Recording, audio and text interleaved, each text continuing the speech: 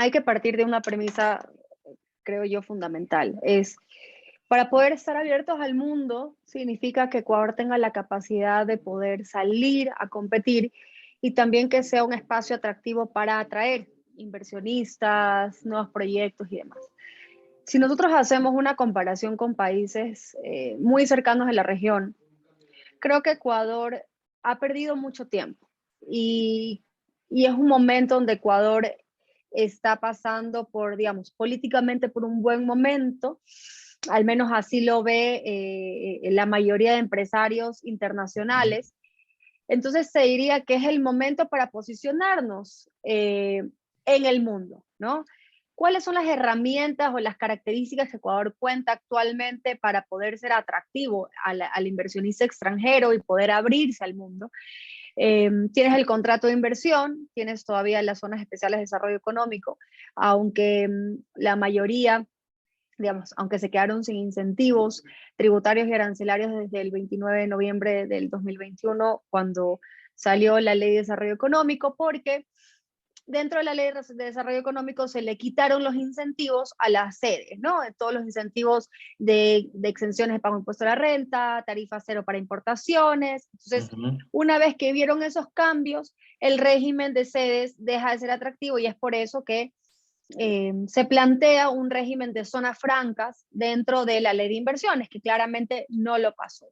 Entonces, actualmente Ecuador tiene el contrato de inversión que se ha mantenido con ciertas variaciones, las sedes que ya habían sido calificadas, y te diría que una de las cosas más importantes que hacen falta es tener una política pública muy clara de hacia dónde va la competitividad del país. Y obviamente una herramienta de zonas francas eh, es primordial. Y te cuento que justo hoy la UNTAD, bueno, hubo una reunión por el Global Alliance para zonas francas, que se reunió por primera vez el día de hoy, donde hay más de 7.000 zonas francas a nivel mundial, donde se generan más de 100 millones de empleos de manera directa. Y justamente lo que se busca es que estas zonas francas se conviertan en herramientas para potenciar el desarrollo económico del país. Creo que hoy en día ya no estamos en un espacio de poder determinar si es facultativo o no tener zona franca, sino que ya se convierte en una herramienta obligatoria para poder entrar a competir en los mercados internacionales. ¿Por qué es tan importante esta figura de las zonas francas? ¿Y cómo, cómo es tu lectura de la propuesta que hizo el gobierno dentro de la ley de inversiones? ¿Era el enfoque adecuado? Y yendo a futuro, ¿cuál debe ser la estrategia? El ministro Prado dijo hace un par de semanas que se podría estar evaluando hacer una ley solo para zonas francas, porque hacer una ley macro como se quiso presentar en un inicio traía muchos problemas. ¿Crees que ese es el enfoque adecuado? ¿Cómo debe caminar a futuro el gobierno para potenciar esto? Sí, mira, aquí una infidencia. Nosotros venimos trabajando en un proyecto de ley de zonas francas hace más de 2 años y medio, 3 años. Ujú. Eh, y fue lo que primero se le planteó al gobierno, que hagamos una ley de zonas francas única, especial y exclusiva, especialísima para este régimen. Recordemos que el régimen de zonas francas es un régimen extraterritorial, es decir, que tiene un cuerpo normativo especial, tiene un tratamiento especial para tema de las actividades, los operadores, la forma en que se va a dar el tratamiento tributario, aduanero. Entonces, la visión correcta es darle el tratamiento especialísimo que requiere a una ley de zonas francas de manera individual. La propuesta del gobierno, en la cual nosotros también fuimos parte, no era un mal proyecto. Había obviamente Ujú. temas que los podían perfeccionar, siempre las cosas son mejorables, pero era una excelente base para iniciar.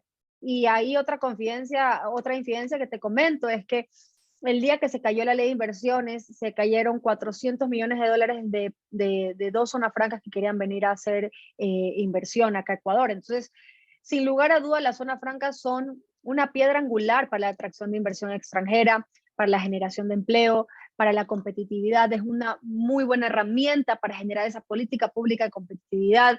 Eh, Son espacios donde se convierten en hub de generación de negocios. Entonces, yo te diría que que la necesidad de tener esta herramienta hoy en día en marcha en Ecuador ya se está volviendo una necesidad imperiosa porque nos estamos quedando atrás de lo que pasa alrededor del mundo. Eso uno. Y lo segundo, teniendo, y ya que estamos hablando del Bicentenario y de Quito, ¿no?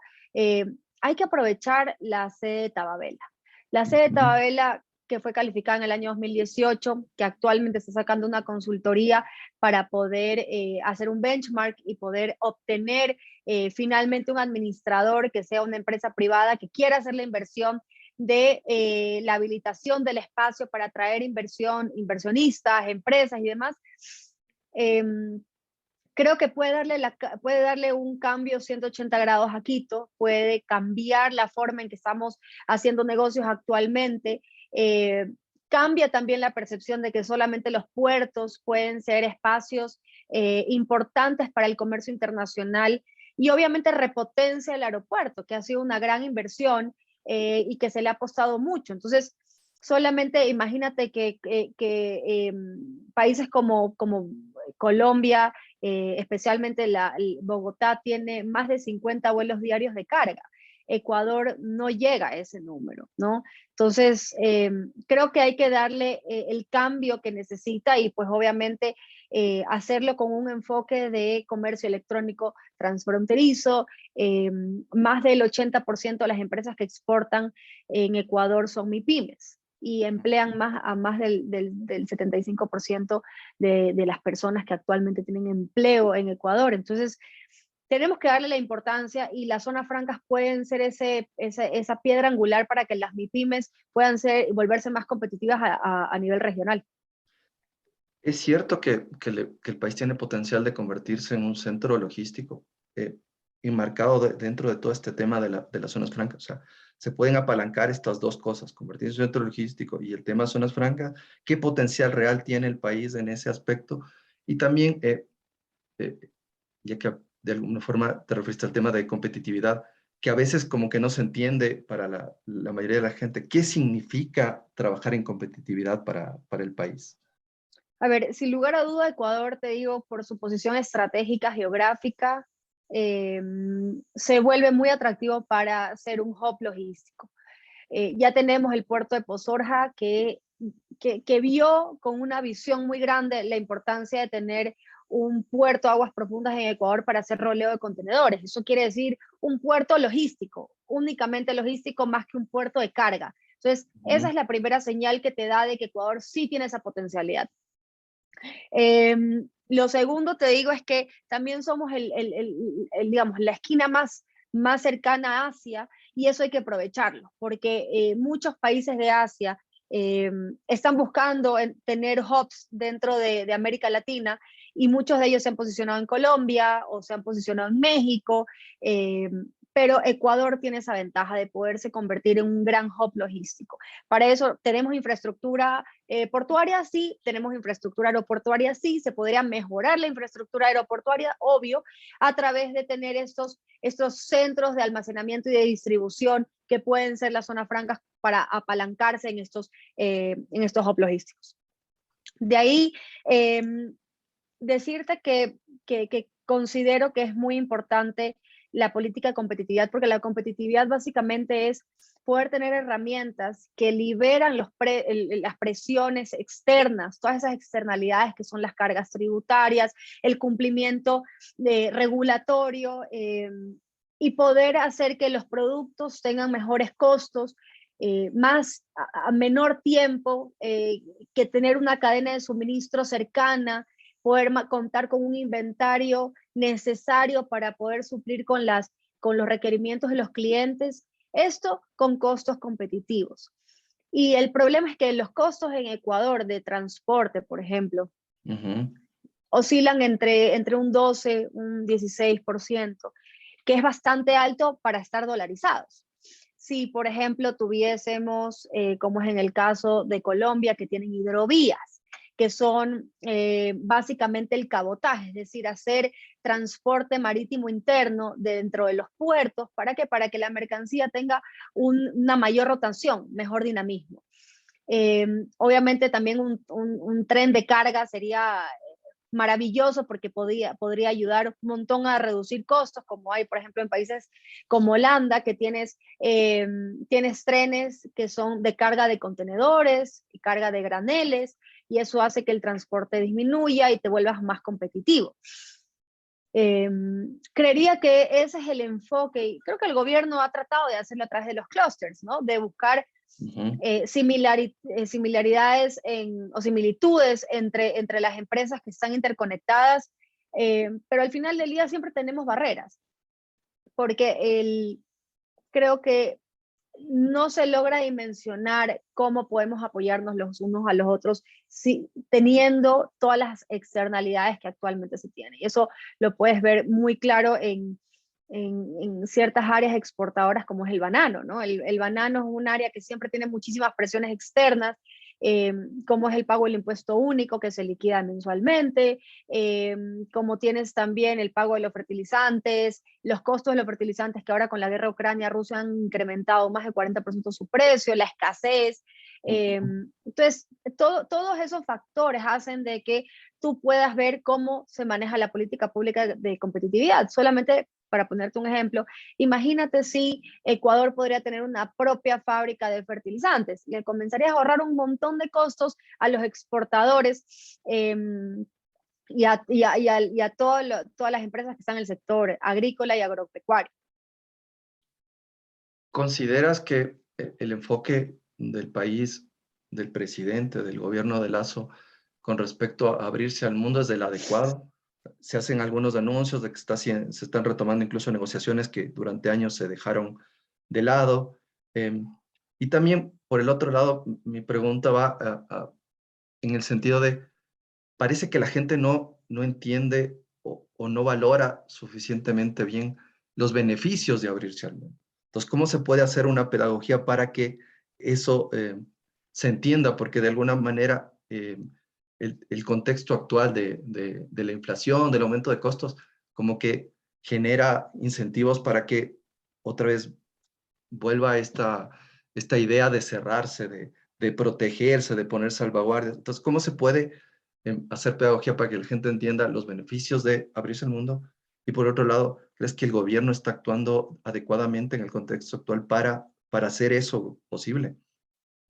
Creo que el gobierno ha hecho una gran campaña en poder hacer acercamientos con países con quien teníamos negociaciones paralizadas y buscar nuevos mercados.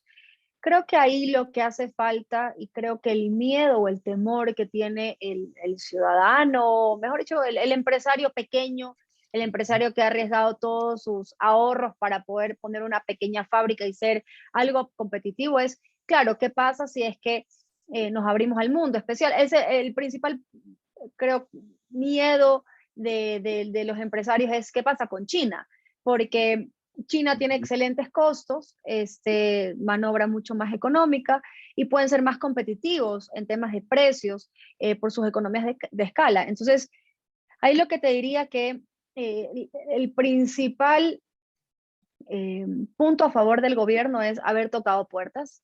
Creo que ahí el gobierno tiene que tener muchísimo cuidado con el equipo negociador. Creo que las MIPYMES no están siendo representadas de la forma en que ellas quieren ser representadas. El cerrarse al mundo no es una opción. Ecuador es un mercado de 17 millones de personas, entonces nunca vas a poder crecer si no te abres al mundo, porque no puedes pensar de que la relación es unilateral. Solamente nosotros pedimos y que no nos van a pedir nada a cambio. Eso es ilógico siquiera considerarlo. Siempre una relación de estas va a ser sinalagmática. Vamos a tener derechos y obligaciones entre ambas partes y de ambas vías, ¿no?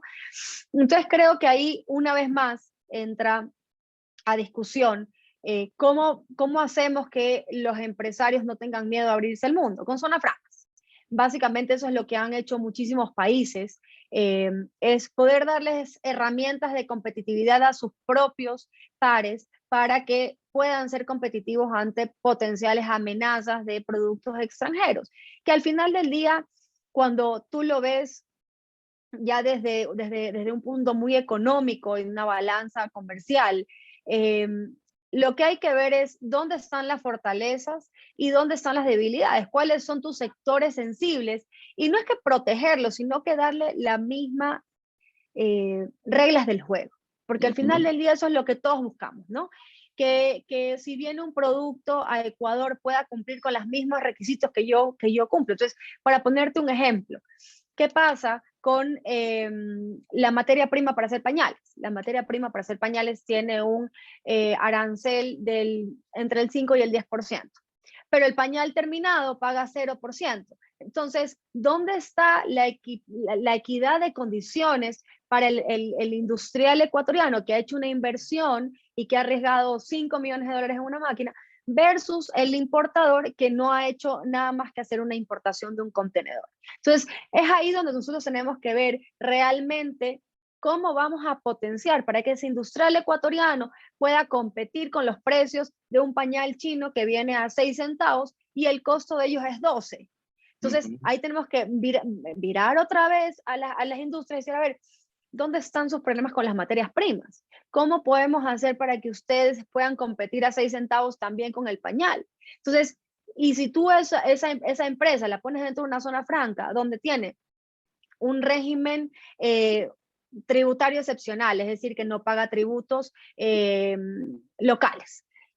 No paga tributos al comercio exterior porque su maquinaria y la materia prima viene bajo un método de exención de pago o suspensión de pago de tributos. Entonces, eso hace que ya le comiences a restar cargas externas al procesamiento de ese pañal. Y si a eso le sumas, que este sería el escenario óptimo, ¿no? Y como se hace en muchos países, que incluso tengas un régimen laboral excepcional para las zonas francas. Entonces, dentro de ese régimen excepcional laboral, tú también juegas con cómo yo voy a manejar a mis trabajadores, cómo les voy a dar incentivos, cuánto les voy a pagar, porque aquí, y yo creo que esa es la parte más delicada de hablar de un régimen de zonas francas con la parte laboral, es a nivel internacional hay un estudio que dice que las personas que trabajan en zona franca ganan entre un 30 o un 50% más que las personas que trabajan fuera de zona franca porque la mayoría son mano de obra calificada. Eso uno. Segundo, al tener menos presión en tu flujo de caja, puedes pagar mejores sueldos. Tercero, se obliga que se pague al menos el 10% más del salario básico que tú pagas afuera. Entonces, por más de que se pueda entender que hay un régimen excepcional y que podría considerarse más flexible, que no es así, básicamente es adaptarse a las necesidades de cada industria, porque las industrias de servicios tienen una necesidad, las industrias farmacéuticas otra necesidad, las industrias, no sé, de otro tipo de área tienen otras necesidades. Entonces, no todas pueden trabajar al mismo ritmo o de la misma forma. Y esa es la facilidad que te permite tener un régimen así, que te permite ser más competitivo en todos los ámbitos. Y de cara al segundo año del gobierno de Lasso, ¿cuáles consideras que, no sé, tal vez los 3 o 4 o 5 puntos principales en donde debe actuar en todo lo que hemos estado hablando, ¿no? El tema de comercio exterior, de zonas francas, o sea, ¿por dónde serían las líneas maestras donde tendría que enfocarse el gobierno de cara a este segundo año para potenciar lo bueno que se haya hecho y también corregir lo malo que se pudo hacer en el primer año? Claro que sí. Lo primero, una ley de zonas francas clara, robusta y corta. No tiene que ser una ley extensa, pueden ser 20 artículos suficientes para empezar a que el inversionista tenga una seguridad y una credibilidad en el régimen. Lo segundo, tener una aduana más competitiva. La administración aduanera, tú como periodista lo puedes haber visto, la cantidad de veces que se ha caído el Ecuapage este año ha sido terrible. La verdad es, te digo que sin precedentes la cantidad de veces que hemos estado sin Ecuapage. Entonces, una administración aduanera más competitiva. Las personas no entienden o no han podido dimensionar que un país con una aduana competitiva es un país con un comercio y una facilitación al comercio agresiva. ¿Y eso qué quiere decir? Que puedo entrar y salir mercancías con menos costos y más rápido. Y eso no significa que yo estoy permitiendo el contrabando, sino más bien estoy facilitando el comercio, ¿no? Eso es el siguiente punto. Lo tercero, crear una política pública muy clara sobre la competitividad, o sea, hacia dónde el gobierno realmente quiere llevar la competitividad. Hemos visto el tema de los clústeres, creo que es válido, pero ¿qué más nos van a dar para la competitividad? Lo cuarto, creería un poco más de sociabilización sobre los acuerdos comerciales. La gente le tiene mucho miedo a los acuerdos comerciales por el desconocimiento y porque para la mayoría hablan en chino. ¿Cómo tú le preguntas a una MIPYME si sabe lo que es una tabla de desgravación y los porcentajes que se tienen que manejar cuando hay 7, 8 anexos? Cada anexo tiene 1000 páginas. ¿Cómo encuentras la subpartida que tú quieres y cómo sabes en qué estado está? Es muy complicada y necesita siempre ayuda y soporte de un experto que te pueda guiar. Y finalmente, creo que de las cosas más importantes es que se vea las aperturas al mundo de los acuerdos comerciales, tomando en cuenta qué es lo que necesita y qué es lo que requiere el país, ¿no? Y las industrias.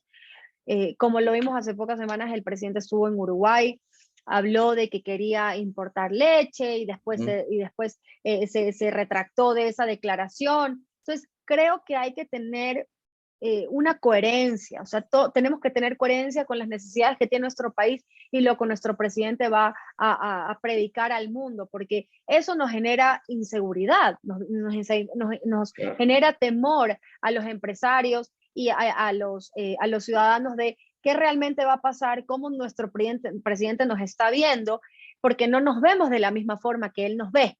Entonces, creo que necesitamos más acercamiento con el presidente, no de ciertos grupos, sino de grupos que son mucho más lejanos y tal vez de grupos que son más contrarios a la posición del presidente. Creo que es hora de que el presidente pueda, digamos, un poco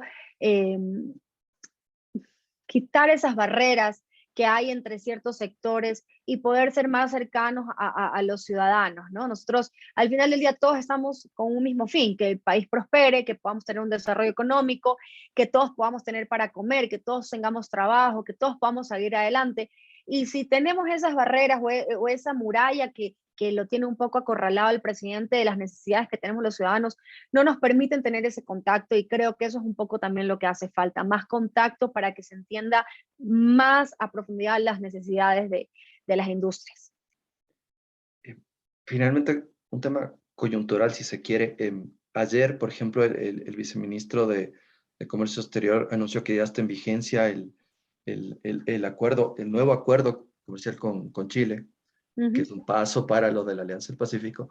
Y el 23 de mayo se anunció que iniciaría la última ronda de negociaciones con México, que esos son como los dos hitos más cercanos que se tienen en comercio exterior, ¿no? Entonces, mi pregunta es, primero, ¿cómo se puede comunicar las ventajas de este tipo de cosas que se van a ir dando este segundo año? Y sobre todo en el tema México, que ha habido un montón de controversias, sobre todo de que ciertos productos que puedan quedarse fuera, cosas de ese tipo que crearon alarmas en ciertos sectores. ¿Cómo se puede sacarle el mayor provecho a esto que ya es un proceso en marcha? Y volviendo a lo mismo, de cara a la ciudadanía, ¿cómo se puede comunicar, si se quiere, de mejor manera, qué tan beneficioso es? Yo creo que aquí creo que hay que partir de un punto. Los acuerdos comerciales, hasta que no están puestos en marcha, es difícil determinar qué tan beneficiosos o perjudiciales para tal o cual industria van a ser. Eso es lo primero que hay que tener como premisa, porque solamente el proyectar lo que puede pasar no necesariamente pasa. En temas de comunicación, creo que hace falta más capacitación. Ahí pueden hacer un gran trabajo con la docencia, con la academia. Las universidades siempre están abiertas. Yo que soy docente te puedo decir, siempre están abiertas para poder hacer capacitaciones, para dar charlas, para incrementar el nivel de conocimiento de las personas. El problema es que no se sabe. Y tampoco hay los recursos suficientes como para decir vamos a hacer una campaña masiva de comunicación para que cada una de las personas que está involucrado en exportaciones e importaciones conozcan de todos los beneficios. Aquí un poco lo que pasa, y te digo, con el acuerdo comercial con la Unión Europea, lo hemos podido ver. Yo soy muy cercana a la gente de la Unión Europea acá en Quito, y la verdad es que lo que siempre te dicen es, tenemos todas las herramientas. De hecho, hay una herramienta increíble que tú te metes a una página, pones la subpartida y te dice todo y cada paso de las cosas que tienes que hacer. ¿Cuántas personas conocen esa herramienta? Posiblemente 50, 60, 80 personas. Entonces, no tienes, y no digo que es un tema de desinterés. Yo no creo que haya desinterés por parte del ciudadano en informarse. Yo creo que los canales de información están abiertos únicamente para los que ya tienen apertura con esos canales. Entonces, el poder llegar a los microempresarios, a las MIPYMES, siempre es importante. Y pues yo creo que con la academia se puede hacer también un trabajo importante de comunicación. Eso por un lado, y por otro lado, la siguiente pregunta creo que es la más difícil de responder, porque ¿cómo podemos nosotros sacarle provecho o cómo podemos ver las potencialidades que hay de los acuerdos comerciales? Eso lo dictará el tiempo, ¿no? Creo que hay productos que son sensibles y que con las negociaciones con México, por ejemplo, textiles, textiles y automotrices son, creo yo, los dos segmentos que siempre se tiene preocupación en un acuerdo comercial, y sobre todo en este acuerdo de integración, de complementación económica con México. Creo que los gremiales han hecho un gran trabajo en tratar de exponer su posición, pero también hay que entender cuál es la posición del viceministerio. La posición del viceministerio es, tenemos una encomienda que es cerrar acuerdos comerciales, y tal vez ceden en cosas que no se deberían ceder, porque Ecuador está en una posición donde no puede ceder. No necesariamente estamos en una posición de poder en la negociación de un acuerdo comercial, y te diría que no es que es una realidad al 100%, pero sí se convierte en una realidad cuando tú ves las negociaciones. Yo fui parte de un proceso de negociación con ICC México sobre las cláusulas arbitrales en conflicto Estado-inversionista. Y no es que no te dan espacio a la negociación, sí te dan espacio a la negociación, pero nosotros estamos detrás de algo, que es entrar a la Alianza del Pacífico. Para México, tener un acuerdo con Ecuador no le representa tanto más que a lo que Ecuador le puede representar México. Entonces, cuando estás en esa posición donde el otro tal vez necesita menos de ti, posiblemente estás dispuesto a ceder un poco más. Y creo que eso es digamos, es una realidad, y es una consecuencia de haber estado tanto tiempo cerrado a los países de la región, el tanto tiempo de haber estado cerrado a negociar con nuevas naciones. Entonces, creo que es un precio que se paga cuando quieres abrirte al mundo. Y creo que el viceministro Daniel Legarda ha hecho un muy buen trabajo, pero hay que medir, y eso no lo vamos a poder medir hasta después de algún tiempo que tengamos un acuerdo comercial en marcha. De tu experiencia, ¿cuánto tiempo de aplicación de un acuerdo comercial debe pasar para comenzar a ver más o menos por dónde va el, el tema, por decirlo de alguna manera? O sea, o por dónde Mira, van.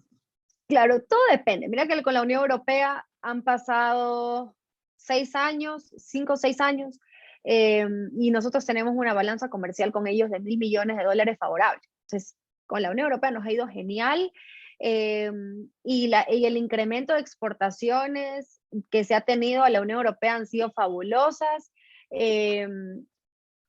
O sea, con la Unión Europea podemos decir, desde el año 2 se comenzaron a ver los resultados sin lugar a duda. pero cuando tienes países que producen y que tienen productos similares a los tuyos y tú no cuentas con una herramienta de competitividad como pueden ser las zonas francas para tener productos con valor agregado y sigues produciendo productos tradicionales, que ellos también los producen, ¿cómo haces? ¿Cómo puedes identificar? Entonces, ahí tienes que irte a los otros sectores, a madera, a metales, a productos con valor agregado que no necesariamente ellos tengan. Y creo que la única forma en que nosotros podamos ver un cambio positivo en esos acuerdos comerciales para, digamos, para favorecer nuestra balanza comercial es tener zonas francas y poder tener esos hubs de generación de productos con valor agregado, o sea, con un valor agregado, es decir, con una transformación adicional que haga que el producto, en lugar de costar 1, cueste 5. ¿Por qué? Porque ya tiene tecnología y procesos inmersos en sí mismo. El tema del acuerdo comercial con Estados Unidos es una meta a mediano o largo plazo. Este gobierno lo podrá hacer porque es algo que tiene ya bastante tiempo y está siempre en la mente de todo el mundo, pero parece como que no es tan factible, ¿no? Como que nos llega tan pronto. Sí, yo creo que, bueno, con el presidente Trump había, digamos, un fast track mucho más del que había con el presidente Biden. Creo que Ecuador tampoco es el país más apetecido por los norteamericanos para tener un acuerdo comercial con la cantidad de droga que estamos enviando, con todos los problemas de drogas y de narcotráfico y de crimen organizado que está pasando actualmente, todas las muertes y demás. Pero eh, hay ciertos productos que para ellos son extremadamente importantes, extremadamente necesarios y por los cuales ellos también están, digamos, pidiendo que se negocie rápido el acuerdo comercial. Yo te diría que viendo cómo se ha movido del año pasado, que se suscribió el protocolo número 1, ahora que ya tenemos un decreto más emitido por el Congreso, yo creo que sí se puede concretar en este periodo presidencial. Yo creo que tal vez hasta finales del periodo presidencial se lo podría concretar. Yo soy parte de Global Americans, que es un think tank entre ecuatorianos y norteamericanos, y el último paper que se publicó, que fue justamente sobre la posibilidad de un acuerdo comercial. En resumidas cuentas se dice que sí. También estamos ahorita en el momento del nearshoring, ¿no? Hay más de 7,000 empresas norteamericanas que quieren salir a la región y el tener el dólar nos hace extremadamente atractivos para ellos, pero no tenemos zona franca. Entonces siguen eligiendo México y Colombia sobre Ecuador. Creo que tener una herramienta como las zonas francas nos podría catapultar a ser el país destino de inversión extranjera directa. Entonces, como conclusión te diría que creería que sí se va a firmar el acuerdo comercial hasta el final del periodo del presidente Lasso.